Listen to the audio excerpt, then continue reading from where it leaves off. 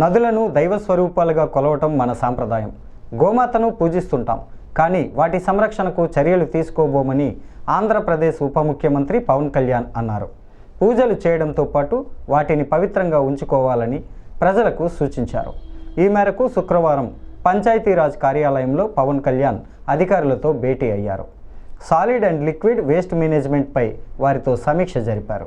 అనంతరం ఈ అంశంపై మాట్లాడుతూ చెత్త నిర్వహణ విషయంలో ప్రభుత్వ పరంగా తాను బాధ్యత తీసుకుంటానని హామీ ఇచ్చారు.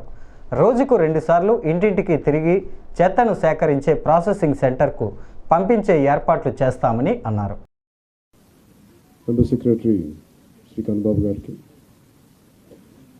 అధికారులందరికీ పేరు పేరున నా హృదయపూర్వక నమస్కారాలు, అభినందనలు. ఇక్కడికి వచ్చిన మీడియా సోదరులందరికీ, పెద్దలకి నా హృదయపూర్వక నమస్కారాలు, ఆహ్వానం పలుకుతా ఉన్నాం. ఈ solid and liquid resource management concept గత మనందరికీ కూడా రోడ్ల మీద వెళ్తున్నప్పుడు చెత్త అనేది మనం ఒక దైనందిక జీవితంలో ఒక భాగం అయిపోయింది. దాన్ని తీలే. ఈరోజు మీకు ప్రజెంట్ చేసిన ఈ సినారీ మొదటిసారి కాదు, ఇది ప్రతి ప్రభుత్వం ఒక ప్రయత్నం చేసేది.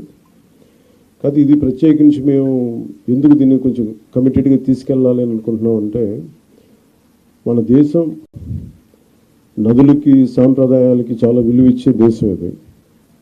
నీటి వనరులకి, నీరు కనిపిస్తే దాన్ని గంగాజలం అనుకుంటాం. ఏ మూల చిన్న బావి కనిపించినా దాంట్లో మంత్రోక్తం చేసి దాన్ని గంగాజలం అనుకుంటాం. మనం బేసిక్గా పంచభూతాల మీద మనకు చాలా గౌరవం ఇచ్చే సమాజం ఇది. కానీ దురదృష్టవశాత్తు అది పూజా పునస్కారాలకే అది పరిమితం అయిపోయింది, కానీ దైనందిక జీవితంలో ఇది రావట్లేదు. ఉదాహరణకి ఇందాక మీరు చూసిన విజువల్ ఒకటి, యనమదురు డ్రైన్ చూస్తే, భీమవరం టౌన్లో చూస్తే అది ఒక 90 మీటర్లు ఉండే ఒక డ్రైన్. అది పంటకాలం. ఆ పంటకాలంలో దాదాపు ఇంక వేరే ఏమి లేక అందరూ దాన్ని ఒక డంపింగ్ యార్డ్గా వాడేశారు. కిలోమీటర్ లెక్కన ఉంటుంది. అందరూ అక్కడ వేసేయటం, అది ఏం చేస్తారు, మళ్ళీ వర్షాలు వచ్చేటప్పటికి అది మొత్తం వర్షాలు వస్తే కొట్టుకెళ్ళిపోయి మళ్ళీ సముద్రంలో కలిసిపోతూ ఉంది.